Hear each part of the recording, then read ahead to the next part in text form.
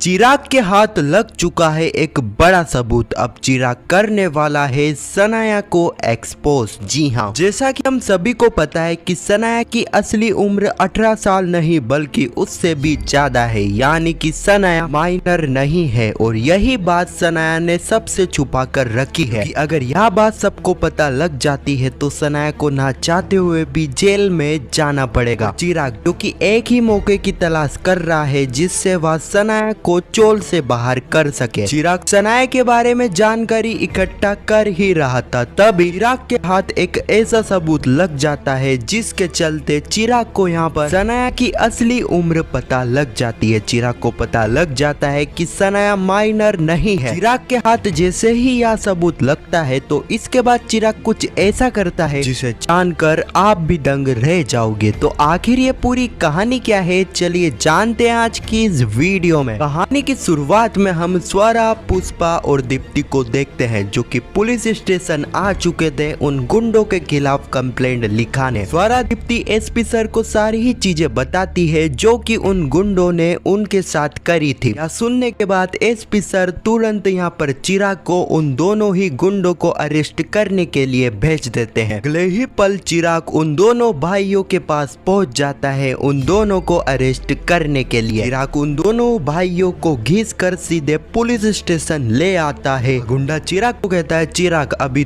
कुछ ही देरों में मेरी बेल हो जाएगी, फिर तेरा क्या होगा। यही सबसे बड़ी गलती यहाँ पर उन गुंडों की होती है। उन गुंडों को लग रहा था कि उनकी बेल तुरंत 2 घंटे में हो जाएगी, लेकिन उनके वकील द्वारा उन्हें पता चलता है कि उनकी बेल अब इतनी आसानी से इतनी जल्दी नहीं होगी। कि वह गुंडे भूल चुके थे कि इन बार उन्होंने जिससे पंगा लिया है उनमें से एक एडवोकेट भी है, यानी कि एडवोकेट पुष्पा रांदेरिया। यहाँ पर पुष्पा ने पहले से ही सारी ही चीजों की तैयारी कर रखी थी, जिसके चलते उन गुंडों को इतनी आसानी से इतनी जल्दी बेल नहीं मिलने वाली है। यह बात का पता जैसे ही उन गुंडों को पता चलता है तो उनके तो पैरों तले जमीन ही खिसक जाती है, क्योंकि अब उन्हें जेल में ही अपने दिन बिताने होंगे। अगले ही पल हम सुशीला को देखते हैं जो कि बापूद्रा को कहती है कि आप जिस काम के लिए गए थे उसका क्या हुआ, क्या चिराग के लिए लड़की मिली है या फिर नहीं। अब बापूद्रा यहाँ पर सुशीला को सारी ही चीजें बताता है कि किस तरह यहाँ पर लड़की को वह देखने गया था, वह और कोई नहीं बल्कि उनकी ही बेटी है जो कि यहाँ पर बापूद्रा चोल में ही 12 साल पहले रहते थे। बापूद्रा सुशीला को सारी चीजें बताता है कि किस तरह वह लड़की जो कि पहले तो घर पर नहीं मिली लेकिन बाद में वह लड़की बापूद्रा को होटल में मिल चुकी थी। अगले ही पल हम राशि को देखते हैं जो कि बादशाह से मिलने के लिए बादशाह के रूम पर गई थी, लेकिन वहाँ पर बादशाह मौजूद नहीं रहता है। लेकिन तभी वहाँ पर एक पार्सल आता है जो कि बादशाह के लिए आया था, जो कि फ्लावर का एक गुलदस्ता था। अब यह देखकर ही राशि काफी ज्यादा शॉक हो गई थी, आखिर यह किसने बादशाह के लिए भेजा होगा। अब राशि जैसे ही गुलदस्ते से में एक चिट्ठी निकालती है जिस पर एक नाम लिखा था। अब उस नाम को पढ़ते ही राशि और भी ज्यादा शॉक हो जाती है। अगले ही पल हम देखते हैं चिराग जो कि ड्यूटी से आ रहा था, तभी यहाँ पर सनाया और पुष्पा मार्केट के लिए जा रही थी। अब चिराग को देखकर पुष्पा तुरंत यहाँ पर चिराग के पास आती है और कहती है, लुच्ची लोमड़ी अब बहुत हो गया, अब तू वापस घर पर क्यों नहीं आ जाता। चिराग कहता है, माँ जब तक पन्नू की खूनी यानी कि यह सनाया इस घर में रहेगी जब तक मैं घर पर नहीं आऊंगा। अगर मुझे तुझे घर में लाना है तो इस सनाया को घर से बाहर निकालना होगा। पुष्पा कहती है, चिराग अब तो सनाया धीरे धीरे सुधर भी रही है। लेकिन चिराग ने यहाँ साफ साफ पुष्पा को कह दिया था कि माँ तुझे अब सनाया और मुझ में इन दोनों में से किसी एक को चुनना होगा। पुष्पा यहाँ पर काफी बड़ी सिचुएशन में फंस चुकी थी, इसलिए यहाँ पर पुष्पा कुछ भी नहीं बोलती है और वहाँ से चली जाती है। अभी सनाया चिराग के पास जाती है और कहती है, देख लिया किसने चुना है, तुम्हारी माँ ने, तुम्हें ना चुनकर मुझे चुना है।